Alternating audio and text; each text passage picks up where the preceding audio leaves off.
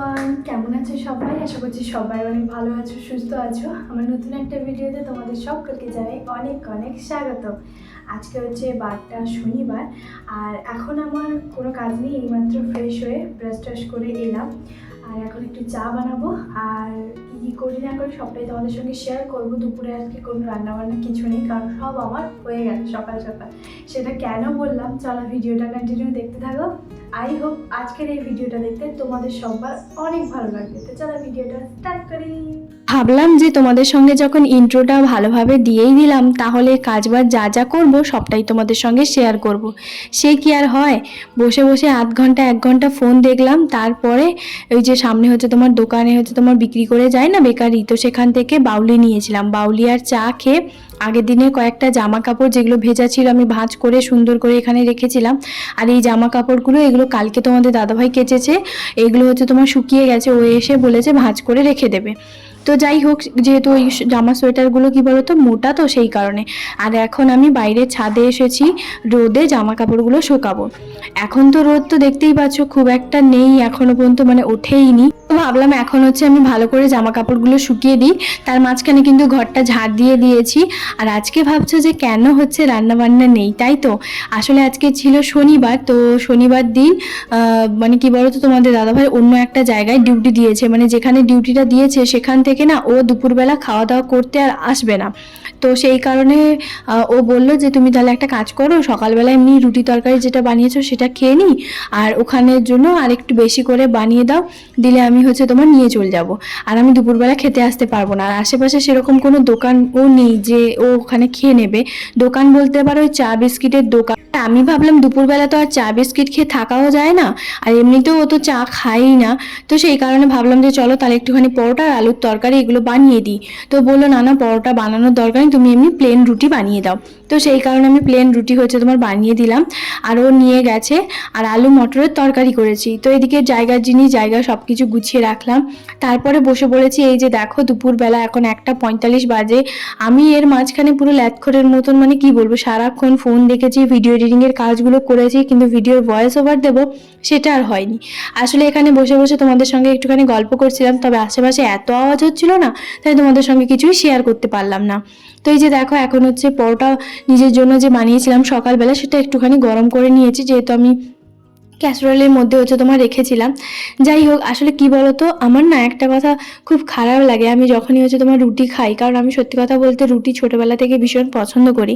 আশেপাশে কিছু মানুষজন যখন আমাকে বলে, না না আমার এখানে রুমের ভাবি ওরা এরকম কিচ্ছুই বলে না, মানে আমার শ্বশুরবাড়ির আশেপাশে ওখানে কিছুজন বলে যে রুটি খেয়ে থাকো কি করে, বা শ্বশুরবাড়ি থেকেও কিছুজন বলে যে রুটি আবার দুপুরবেলা কে খেয়ে থাকে।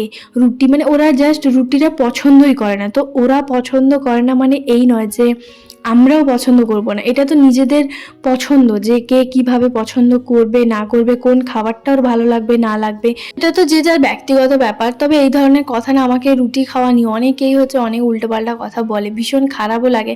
আমি তাদেরকে একটা কথা বলি যে রুটি খেয়েও মানুষ বেঁচে আছে, ভাত খেয়েও মানুষ বেঁচে আছে। তো রুটি খেয়ে কেউ কখনো হার্ট অ্যাটাক করেনি, তবে ভাত খেয়ে অনেক মানুষ হার্ট অ্যাটাক করেছে, 3 বেলা 4 বেলা গাদা গাদা ভাত খেয়ে।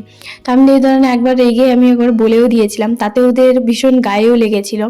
তো যাই হোক, যে যার মন্তব্যের মতন নেবে। তবে একটাই কথা বলবো, তোমরা কি আমার মতন সত্যি রুটি পছন্দ করো?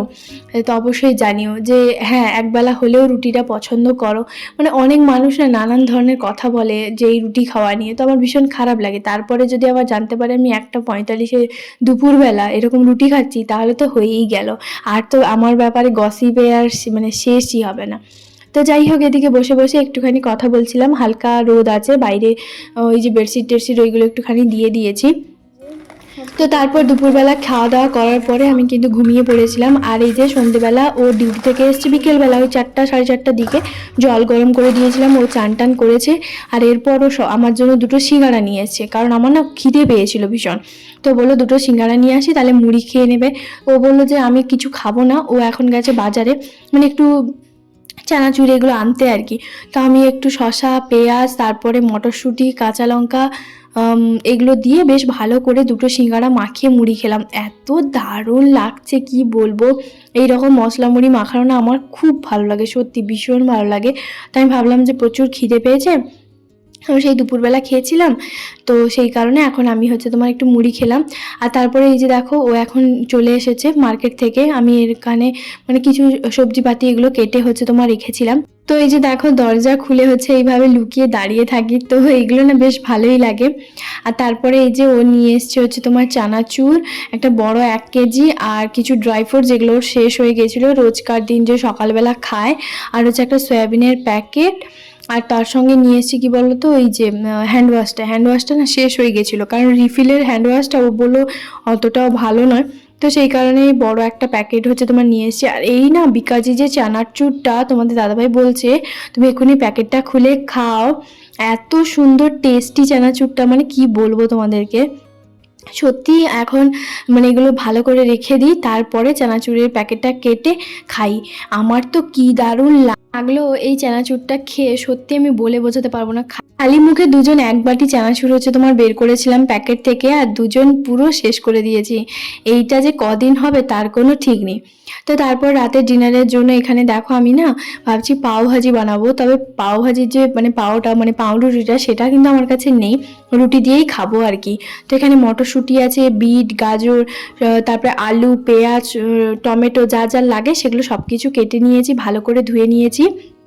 এরপর হচ্ছে তোমার এক একটা ভালো করে ওই 2-3টে মতন সিটি হচ্ছে তোমার দিয়ে দেবো। তো সেই জন্য দেখো প্রেশার কুকারে এক এক করে ভালো করে ঢেলে দিচ্ছি। প্রথমে হচ্ছে তোমার দিলাম আলু, তারপরে ফুলকপি, তারপরে গাজর, আর তারপরে বিট, আর হচ্ছে মটরশুঁটি, আর সবার শেষে দেবো পেঁয়াজ। তো একটা কথা তোমাদেরকে বলি, বিটটা কিন্তু অবশ্যই দেওয়ার চেষ্টা করবে। বিটটা দিলে কি হয়, এর সুন্দর একটা কালার আসে। চলো যতক্ষণ এটা ভালোভাবে সেদ্ধ হয়ে আসছে ততক্ষণ একজন দিদিভাইয়ের নাম নিয়ে মেঘনা শুভ্র দিদিভাই হচ্ছে তোমার কমেন্ট করেছে যে প্রিয় দিদিভাই আমি তোমার ভিডিওটা পুরোটা দেখলাম, রান্না করতে করতে ভালো লাগলো, আমার নামটা নিও পরের ভিডিওতে দিদিভাই, খুব ভালো লাগে তোমার ভিডিওগুলো, আমি রাঁচি থেকে দেখছি। তোমাকেও অসংখ্য অসংখ্য ধন্যবাদ এত সুন্দর একটা কমেন্ট করার জন্য, তোমার নামটা নিলাম। আজকের ব্লগে কেমন লাগলো অবশ্যই কিন্তু জানিও। সত্যি কথা বলতে রাঁচি মানে আমি যেখানে আছি হয়তো কিছুটা দূরে, তবে ওই আশেপাশের মধ্যে, তবে বেশ ভালো লাগলো। এইভাবে সাপোর্ট করো যাতে আরও এইভাবে এগিয়ে যেতে পারি। সত্যি বলতে বেশ ভালোই লাগে যখন হচ্ছে কেউ এইভাবে কমেন্ট করে, আর কমেন্ট করে যখন বলে যে আমার নামটা নিতে, অনেক মানুষই হচ্ছে বেশ খুশি হয়। তো আমারও বেশ ভালো লাগে যে তোমরা এইভাবে কমেন্ট করো, আর কমেন্টের নামগুলো নিতে আমারও বেশ ভালোই লাগে। তো এদিকে দেখো পেঁয়াজটাকে ভালো করে বটিতে আমি কেটেছিলাম, আর তারপর ছুরির সাহায্যে ছোট ছোট করে কেটে নিলাম।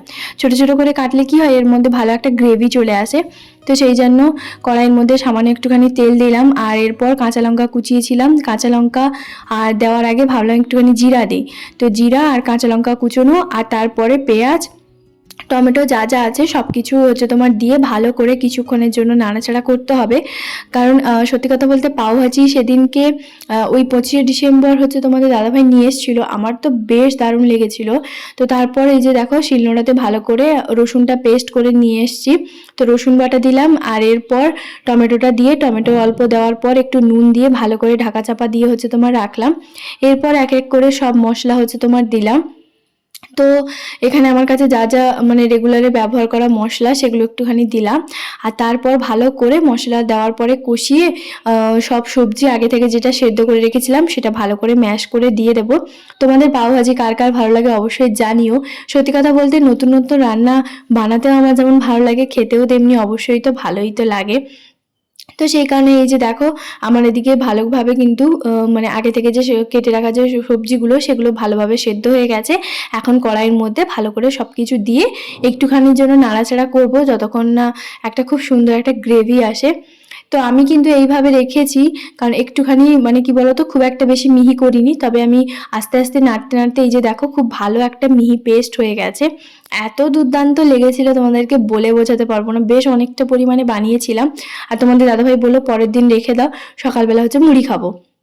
তো যাই হোক এখানে দেখতে পাচ্ছ আরো বেশ খানিকটা আছে, এত সুন্দর লাগছিল। তবে রুটি দিয়ে খেতে তো ভালোই লাগছিল, তবে আরেকটা কথা বলি যে এটা এখানে যদি পাওভাজি থাকতো তাহলে আরো বেশি ভালো লাগতো। তো যাই হোক খাওয়া দাওয়া করার পরে আমি ভাবলাম যে তোমাদের সঙ্গে একবার বলেছিলাম মলে গেছিল, আর মল থেকে কি কি নিয়ে এসছে না নিয়ে এসছে আমি তোমাদের সঙ্গে পরের ভিডিওতে শেয়ার করব, তা আর হয়নি, তাই ভাবলাম এই ভিডিওতে শেয়ার করে দিই। এই যে হচ্ছে তোমার সোয়েটার কাম হচ্ছে তোমার জামাটা দেখতে পাচ্ছ, এটা কিন্তু ভীষণই সুন্দর। এটা আমার ওই তোমাদের দাদাভাই পিসির ছোট পিসির ছোট ছেলেকে দেওয়ার জন্য। আর এই যে ব্লেজারটা দেখতে পাচ্ছ গ্রিন কালারের, এটা তোমাদের দাদাভাই নিজের জন্য নিয়ে এসছে।